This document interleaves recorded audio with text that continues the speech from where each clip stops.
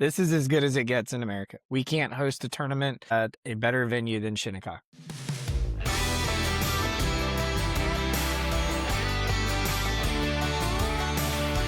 Ladies and gentlemen, welcome back to another Best Ball Roundtable. Guys, we are talking about the U.S. Open. How are you doing today? Fantastic. It's U.S. The night Open before- week.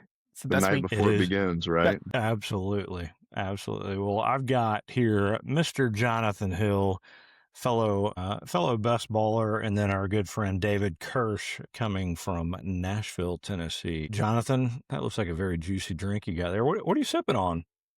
This is my new gin that I got. White whale, blue whale, something like that. A little gin and tonic Okay. with a juicy lime in it. There you go. The juicy lime. There you go. Jonathan's drink of choice. If we ever did anything with our friends at, gosh, I'm blanking on the name right now. That's good. Oh. Our friend The whiskey Seamus, and drink Blue Blazer. Yeah.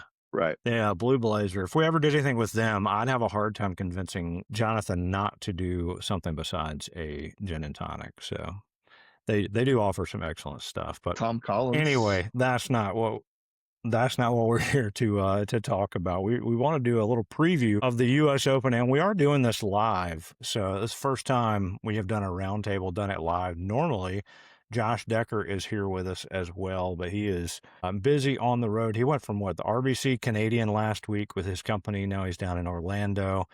So he is traveling the world. He might jump in here with us at a little bit, but we're going to talk all things U.S. Open, talk about Shinnecock a little bit. And I guess as we get started, I do want to give some facts on Shinnecock and the U.S. Open. It is the 126th U.S. Open. It is, I think, how many times? Fourth, fifth time, sixth time, hosting it for the sixth time at Shinnecock. And one stat that stood out that to me was over the last 4 U.S. Opens, and we're going to talk about how hard the course can be, especially if the wind's howling. Over the last 4 U.S. Opens, how many rounds under par do you guys think there have been? 3. There was a bunch last time. I mean, Tommy shot 62 or 3. At Shinnecock, I'm sorry. No, at Shinnecock. Didn't Tommy shoot 63 in 2018? I think you're looking for the final score. Okay. But yeah, I'm Guys, sorry. total under par at How the many end of under par for the week? I would say 2 to my 3. bad. Yeah. It is 3. It is 3. I had the asked exact that- same I asked stat. that. You stole it. Dang it. Yeah, steal it. Ray Floyd was 1 under in 1986, and then in 2004, Retief Goosen was 4 under, followed by Mr. Second Place in the U.S. Open's Phil Mickelson was 2 under that year. So I also saw here that the average score in the 2018 U.S. Open was 74.65, so roughly 4 to 5 over par for the week. Just, it's going to be hard, guys. So let me ask this as we get started. What are your thoughts on Shinnecock as we jump into this thing and how this is going to play out? Shinnecock is my favorite American golf course. Favorite American golf Shinnecock's your course? favorite American golf course. Let's For go. tournament golf, this is as good as it gets in America. We can't host a tournament at a better venue than Shinnecock. It doesn't exist. It doesn't challenge players the same way. Pebble looks prettier. I get it. Pinehurst has its Oakmont. You can't get the greens fast enough, yada, yada, yada. Shinnecock is it. This is the greatest challenge of golf and the best tournament golf course that we have in the United States. Is that because Wow, Jonathan, you asked if you were going to get a rant. I think that's kind of a mini rant right there. That was a mini rant. Every time I think about these majors now, I always think about when Kirsch, and this has probably been 2 years ago now, talking about the questions that need to be asked for every single event. And the U.S. Open is the one that always reminds me it has to be hard, right? Like it should be hard in some capacity, whether that's deep second cuts or fast greens. And in this one, you got fast greens, you got crazy winds. I mean, I don't know. I'm sure most of you have been watching the Golf Channel coverage. I mean, they're just standing around. They're not even on the course. They're just standing around, and the winds are whipping. Like pant legs are moving. And then on top of that, blind shots, some of the design that they've done to trick people into one thing or another. And so clearly practice helps, but it feels like there's going to be something that hopefully the tournament does to keep everybody honest. It doesn't seem to be one that someone's just going to run away at like 8, 9, 10 under, as we just discussed. No one goes low here. And I think part of that turns into, like Chris just mentioned, it's the best place to host a tournament. And every course wants to live up to that expectation, right? They would almost they'd probably stop watering it for days if they could. If someone on Thursday shoots like a 10 under, they'll be like, well, we're not going to let that happen. So do you really think, is there any chance that anybody shoots 4 or 5 under one day? Yes. I think there'll yeah, be a day or two where somebody goes low, but it's not like I said, Tommy Fleetwood shot 62, 63 in the last time it was hosted there, somewhere in that ballpark, mid to low 60s, and it was to get what, to +4 overall, or like +3, like it didn't get him the win. It didn't do those type of things. I think that -4, -5 is going to be out there for somebody, but they may be coming in at, +5 that day, but, coming into it. The USGA is on the record this week of saying, we want to build to a crescendo. This is going to be very much a Thursday into Friday into Saturday into Sunday from a difficulty standpoint, from how they want to set the course up. And it's, I think a lot of players have already commented on the fact that it's green and those type of things, and just how green it really is. And I think it's really important for the USGA to live up to that. But I think that this is a course that doesn't have to be tricked up. The wind is going to blow, you're exposed. It's just a real test of golf. And I think I think somebody's going to go low. Somebody will have a good putting day where they just seem to make everything. But outside of that, they'll come back. Nobody's going to have 2 good rounds in a row, like 2 great rounds in a row, I guess. well, and most of that, Do you think? correct me if I'm wrong, they flip the tee times, right? Like if you get started in the morning on one night, then on Friday you're starting in the afternoon, and then obviously over the weekend, however well you've done one versus the other kind of determines your placement for start time. So I think first tee time's at what, 6:50 a.m. You go out at 6:50, you're with a Yeah. fast playing group that decides this is what we're going to do. You could finish the first 9 out of that first round with no one in your way in an hour and 45 minutes, and maybe get ahead of some wind, and then just sort of work your way through the back half. Yeah, I don't think it's not like a public course where somebody's out on that first tee time and they're like, let's just fly through it. These guys are going to be focused and concentrating on everything. So I don't think we're going to see like a group race ahead and outpace everybody. And one of the things I think came out of Rory's press conference, or maybe somebody from the USGA, but one of the things that they've learned, they're, coming back to the same venue within 8 years is probably helpful. And, arguably outside of Zach Johnson, who was never in the tournament, complaining about them losing the golf course, and Phil Mickelson's brain breaking what I think was for good at that point. Outside of that, they're coming back to a venue that they kind of nailed it. Sunday, if you go back and watch that US Open, that was a heck of a Sunday. It was super fun to watch Brooks do what he did.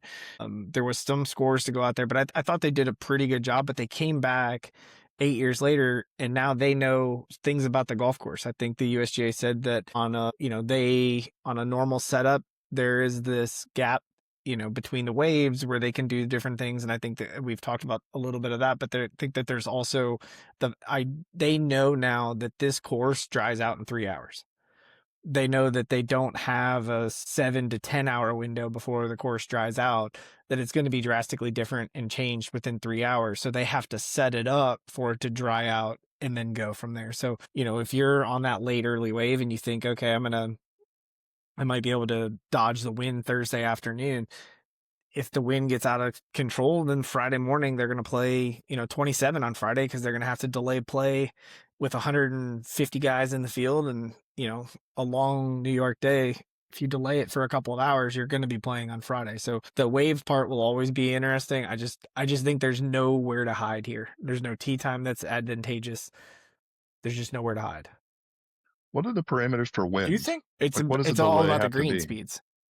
Okay. It's the green speeds. It's not the wind. It's the fact that on 7, 10, 9, 11, 15, like those greens are exposed. the ball won't stay on if it gets moving in the wrong direction and the wind is 25 plus. They have to keep the green speeds at a certain point that they're not going to just let the wind blow. That's why when you go overseas, you don't see it very often, even in the heavy winds, but they're playing at an 8 on the stent meter as opposed to, Oakmont rolling at a 14.5. Well, Oakmont takes pride in that. I think that John Bodenheimer and the folks at the USGA have come out all week saying like, hey, we really think 11.5 is the sweet spot here. And that means on Thursday, if they see that wind, it could be 11. It could be 10.5. It'd be about 10 something. Yeah. What I Yeah. read. Yeah. No, you'll see it. And what was the tournament years back where like balls were about to fall off the tee when they were hitting, and it becomes dangerous almost at that point where guys swinging it all out, and then the ball moves. But yes, from a scoring and fairness capability or standpoint, if the balls are rolling on the green, you can't mark your ball, put the ball down, take your mark up, and get ready to putt without it rolling away. Then yeah, they got to do something about it. So then let me ask this question then: Can a golf course, can they make it too unfair? I know wind, you can't control it. You can try to contain it a little bit, or contain the effects of it with the green speed, like we were saying. But with the rough, with the fescue, can a course be built out or tricked out to be too unfair? Yeah, I mean, they're pros. It's the same condition. And then no one's going to leave like the first cut 3 feet deep, right? It's not going to be so ridiculous that you can't hit a golf ball. But if you make a mistake, then that's on you, right? So they're pros. This is not a Saturday round with your buddies where you're like, why in the world did they just screw over everybody at public golf course? So If you go up to number 7 and you hit a putt 2 inches and it rolls off the green, then yeah, that can be a little gimmicky, but there's going to be something that has to do with the wind at that point. But when you're talking about a setup and everyone's going out and putting their tee within the same 10-foot corridor, everybody's playing the same flag stick on every day, whatever that looks like, no, it can't be unfair. There's just levels of difficulty that some people are mentally and physically able to cope with better than others. And I think one of the things that the U.S. Open still should hang its hat on is that it is the toughest test in golf, and that it does do those things because these guys play too many pitch and putts throughout the year. They don't have to hit like Rory hit 100 and I think he had 157 into one of the par threes, and he hit a knockdown 6-iron that had a little bit of a cut to it. And he did so because that's what the question was on that particular shot. They don't get that at the, no drive-bys, but the Rocket Mortgage isn't asking that question. It's saying, hey, Rory, how high can you hit your 6-iron and how far can you hit it? Let's go. Right. So thinking about this then, so if it's not going to be too hard, it is going to play tough. Then the question I want to ask, Kirsch, is what skill is needed most? What will stand out? I think they've talked about the width of the fairways. So driving is going to be at a premium, and especially if the wind's blowing, like it will take some skill to navigate that. But what skill in the golf game, from driving, approach, short game, putting, do you think you'll need to rank in the top strokes gain for one of those categories to have a chance to win? I think the first skill is going to be the mindset, unfortunately. Okay. I think you look at Corey Pavin, winner at Shinnecock. You look at Retief Goose, and you look at Brooks Koepka. Those are 3 guys who don't show a lot of emotion on the golf course. Those are 3 guys who, I think Brooks' famous line is that he stole from Jack, and Tiger was around the line of, hey, I've already got half the field beat. At Shinnecock, I probably have 80% of the field beat, just because they're going to go in and complain. They're going to whine. Yeah. They're going to throw a fit. And it's going to be hard for all of us, so I might as well just go in with a better attitude. So I think the mind, which I think is going to get into another question that we're going to have coming up, but I think the mind is going to be the first thing to overcome. I think the skill set on the golf course is going to be scrambling, because you're going to miss greens. You're going to miss greens from the fairway. I believe there was a stat from 90. What year was Corey Pavin's? I'm going to mess up the year on it, but Corey Pavin was the Corey Pavin year. Yeah. There was a stat on Saturday where it was, I think on the 14th or 15th hole, that the greens were hit 80% of the time, or the fairway was hit 80% of the time that day, but the green was only hit 20% of the time. So even if the fairways are wider than they've ever been at Shinnecock, which is the case, we're back to 1931 Shinnecock this year. We are going to be in a position where people are going to have the ability to hit more fairways. They're going to miss greens from good lies, let alone the bad lies in the rough. And Yeah. I think that's going to tie into that mental part, but you're going to have to scramble. Remember, Tiger lost 2018 on the first hole. He hit a wedge, got the wind wrong, airmailed the green, took a big bounce, went down. It rolled 50 feet away down the short area. He makes triple bogey on number one, just like that. So I think the ability to scramble where Brooks on Sunday hits it long on 11, the par 3, which I think is nicknamed the shortest par 5 in golf, chips it intentionally across the green into the bunker. He knows I cannot hit this shot onto the green no matter what. Hits it into the bunker, hits the bunker shot to 15 feet and makes the par or the bogey. Made a bogey putt. Yeah. That's the kind of play that you're going to have to be able to do. Can I think my way around the course, and can I scramble? When even if I've hit the best shot I could hit in this situation, I end up in a tough spot. I've got to find ways to get up and down and turn doubles into bogeys. That's what a U.S. Open's about, and bogeys into pars. Yeah, just the old John Sherman philosophy, right? Whenever we hit into the woods, we got to start aiming for bogey at that point. Don't try to do something crazy. Yeah, get yourself back in position to succeed. All right, so we talked about what skills it would take to succeed. Kerr said mindset, and then he was talking about the scrambling ability. I think the approach, I think that is going to play a big factor, right? If you can hit more greens than not, and then be able to convert two putts, right? Even if it's simple two putts with the wind howling, with whatever conditions are out there, and get away with pars, that I think that's going to be a huge key. And then putting, obviously putting, right? So JJ Spahn last year taught us that if you can putt, you might walk away with this thing. You might hold out from 70 something feet or whatever he did to get it. So Jonathan, and your thoughts, what skill set will be needed on the golf course to have a winner? Almost exactly what Kerr said. I wrote down minimize the damage, because you're not going low. Birdies are going to be one of those things that you hope you can make up for, like Kerr said, either a double or just a regular bogey. If you can hover around par for all three or 4 days, if you're lucky enough to play the weekend, then you're probably going to be in contention. And we, like I said, historically we've seen it. Someone goes low, but either that's going to come back, or it's just to get them back into a place that maybe they're in the top 20 or the top 10, not making the run on a Sunday where someone shoots 7 under in order to take the lead from the third group or something silly like that. So, yeah, it's got to be difficult, because I know we get frustrated as regular golfers whenever, if you're a good golfer and you normally shoot around 70 something, and then you're 7 or 8 strokes off from what you normally do. That's a frustrating day. These guys, it's got to be outrageous, because they're so used to manipulating every single thing about a golf game. And there's just sometimes that you can't, that the course really does win. So you just have to weather that storm and see if you're mentally tough enough to stick it out for the entire four rounds. Yeah. Well, managing expectations, like in a lot of things in life, if you are able to do that, then you should have a pretty good week. If you can say, hey, let's get to par and be happy with it, then that'd be a good week. So Scotty is the next in line, which is crazy that, Rory did it a couple years ago at the Masters. Every year we hit the PGA, we're talking about, could Spieth finish this thing off? And now Scotty has another chance to finish out the Grand Slam. So I know, by his standards, he has not been playing that well. He hasn't been putting that well lately. So if that's a skill set needed, he might not do as hot. But do you guys think Scotty could close out the career Grand Slam this week? I don't have him as the winner. No, Scotty will not win this week.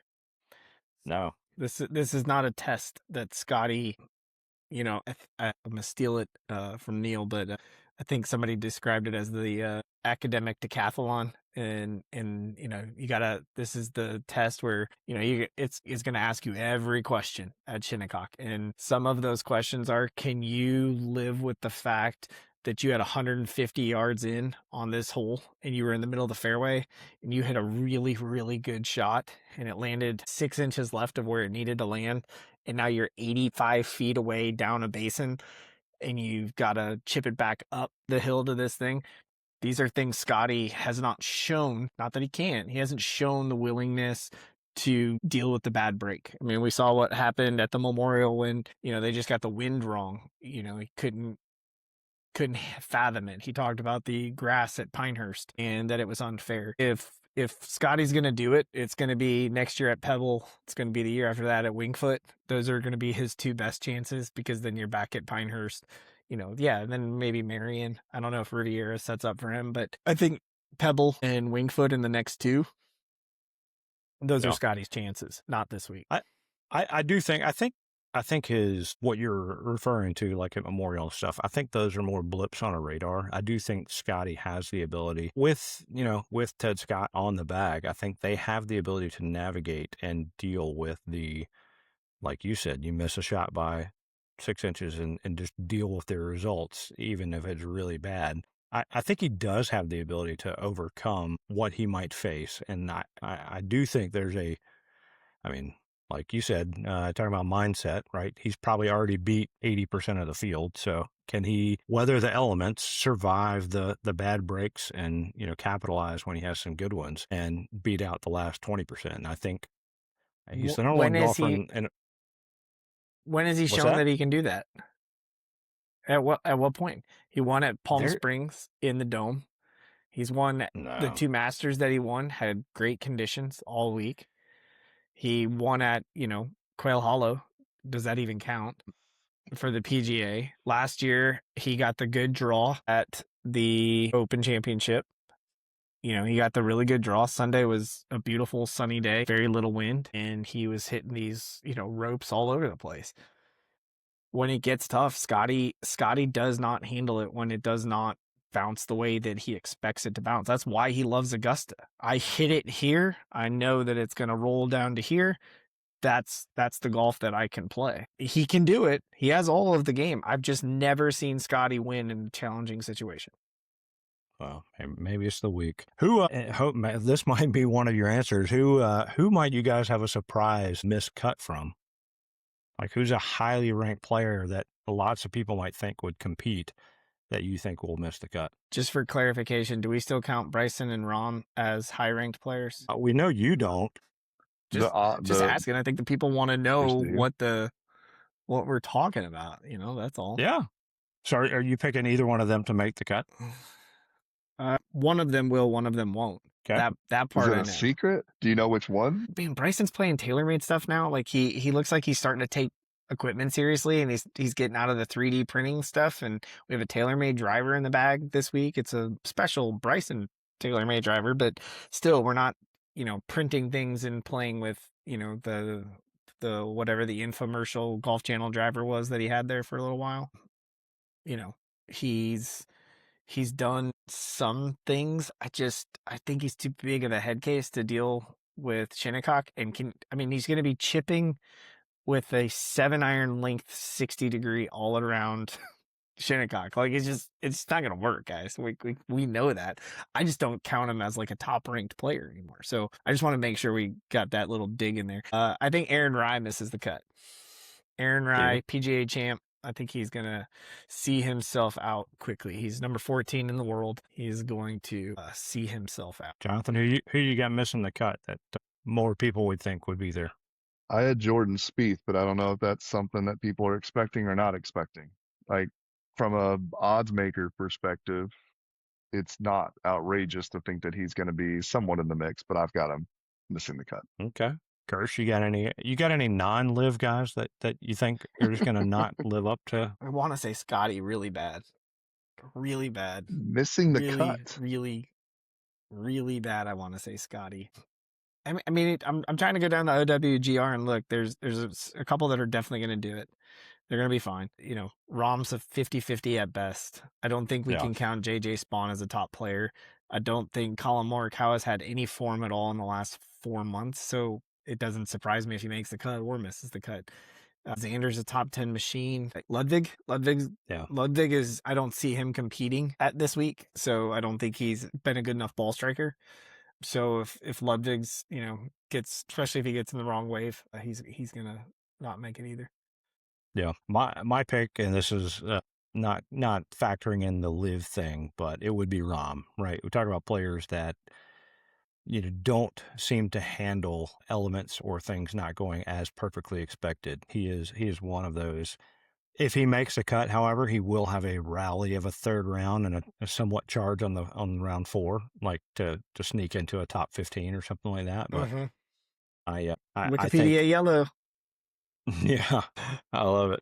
So yeah, I think he could do it. So next question on the chart here, and this was kind of a bonus question. This is one that we threw out on our social media channels earlier. I said, what would you shoot? Right? What would you shoot if you were playing there? And Kirsch, I know you're a really good golfer. Jonathan, I think, said a 131. So Shinnecock's going to play, if they tip it out, 7,440 yards, a par 70. Jonathan said 131, and Jonathan's like a 16 handicap guy. Kirsch, what would you shoot out there?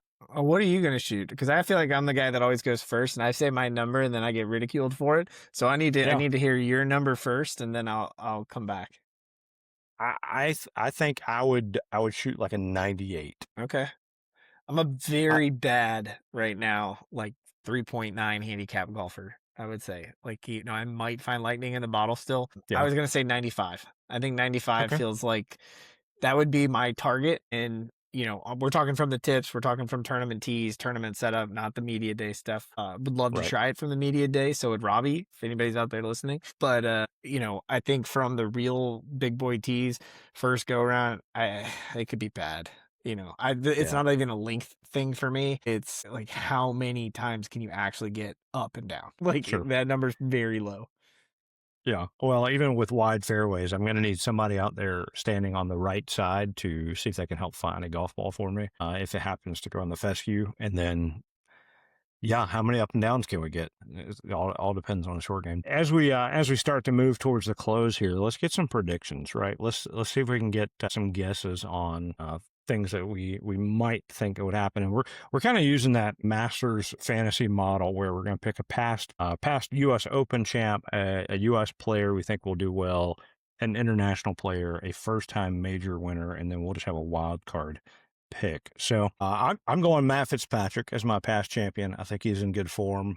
He's someone I think that has played well in that part of the world. And yeah, I think he's got the mentality to pull it off. Kirsch, how about you? Who's a past U.S. Open champ? I think it's Rory. I think only having one bothers him a little bit. I think he feels like at some point he's going to easily pick off another British Open. I think, he's already got multiple PGAs. He's already got multiple Masters quickly. I think it's the fact that he only has one U.S. Open and it was a soft one. And I think he'd like to come back, win one at Shinnecock, and be able to say, like, okay, I've got a Long Island membership now. That kind of thing, and take up residency in the Hamptons and do all of the things that come along with that, and with all of his off the golf course ambitions that he seems to have. So Rory would be my past champion, and I feel like this is all that matters to him this year is Augusta and Shinnecock. There we go. Well, that would be three European players in a row winning the major so far, which is kind of crazy. Then going to the Open. Who's your U.S. player? Who do you think will play well? I picked Scotty. Like, I'm gonna go ahead and say Scotty because I know you would not pick him. But who's your U.S. guy? I've got Cam Young. I think we're forgetting a little bit about Cameron Young. I think that he is still having one of the best years, if not the best year, arguably, from an American standpoint. And I think Cam Young, we're going to hear about the fact that he's from New York and he had to slum it around that course. And, how did he ever survive being a member at Sleepy Hollow and all of the things that come along with it? Yeah. Yep. Very nice. How about international? Who are you going with there? Who's going to play well? Matt Fitzpatrick. I need to say it before anybody else does. I am all in on Matt Fitzpatrick. I remember I already said him as a past champ. He's talking about Scott. He's talking about everybody being wimps there last time and losing the course and all this stuff. He's like, no, we didn't lose the course. The course is fine. Everything's great. Yada, yada, yada. Matt Fitzpatrick all day. I am going with Mr. Tommy Fleetwood as my international player. All right, Kirsch, who you got? First time major winner. I'm going home. I'm going to the New York, New Jersey area again. The top player without a major, maybe right now, some would say. Chris Gotterup, playing the way that he has played. He bombs the ball. He's going to be able to take less than driver on some of the holes to make sure he's in the fairway. He can hit the ball high and low. Chris Gotterup. Okay. I like it. I really wanted to go with Victor Hovland there. I had thought about it just for May. I would love to see him bounce back and go ahead and have a resurgence before a Ryder Cup year. That way he's not firing hot on all cylinders during a Ryder Cup year, but he's probably saving it for that. So, all right, wild card. Who's your wild card pick? Somebody that you have not picked yet. Patrick Reed. I think Patty Reed. when I was sitting there before this call, I was sitting, I think, in some traffic, and I was sitting, what is it? Talking about the mentality part, going right into short game. I think that, I think he's got the best hands, and I think he's going to utilize it. I believe he was in one of the final 3 or 4 groups on all of last Shinnecock 2018. So that's where I'm going to go. I'm going to go P. Reed. Okay. My pick is, and maybe just recency bias that I've seen him playing well and then watched some videos, and I love his swing, is Gary Woodland. How awesome would that be to see Gary Woodland win a second U.S. Open and then go back to Pebble where they're having it next year, bringing the trophy with them. So anyway, yeah, it's gonna be an exciting tournament. Shinnecock, I did not mention this earlier. They are one of 5 founding member clubs of the USGA. If you did not know that, back in 1894, sorry, a couple years earlier than that. It's going to be an exciting test. There's going to be a lot of wind, a lot of rough, but it's going to be a good test of golf all around. And yeah, we will see. We'll see what happens. Any final comments as we sign off? Yes. I think this is an important week for the USGA. I think that when it comes to the rollback, I think people, in order for them to successfully pull this off for the betterment of the game, they've got to set the course up in the right way to get a good, stern test without creating too much of the whining. A little bit of whining is going to be like a prerequisite, but too much whining is going to say that they missed the mark too much. But the game within the game is how many amateurs make the cut. This is arguably the most loaded amateur field in the U.S. Open, and as long as I can remember, from top of the line standpoint, when you've got a Miles Russell already there, Jackson Coyven still remaining an amateur for this event. I just think that I think it's set up, and I think that this is the Ryder Cup team coming off of this U.S. Open amateur list in 2034. I think it's that good, or, whatever year that is. So I think that I think 5 of these guys are going to play in the Ryder Cup at some point on the same team. I think it's that good of a group. Frankly, we need it to be, but I'm so excited to watch this group of amateurs play. Yeah, it is going to be a great week, great group of young, talented players that will come, and hopefully, like you said, be future Ryder Cup All-Stars for many years to come, as hopefully the U.S. team can shift it around. So yeah, 126 U.S. Open. If you got comments out there of who you think might win, where we got it wrong, please let us know. We would always appreciate the comments. You can leave it under the YouTube chat there, or message us on any of our social channels at Golf Best Ball. But for Jonathan, who keeps going in and out, and Josh Decker, who could not make it tonight, and our friend David Kirsch, this is Robbie. And you guys have been listening to our U.S. Open preview on the BestBall Roundtable. Y'all have a good one.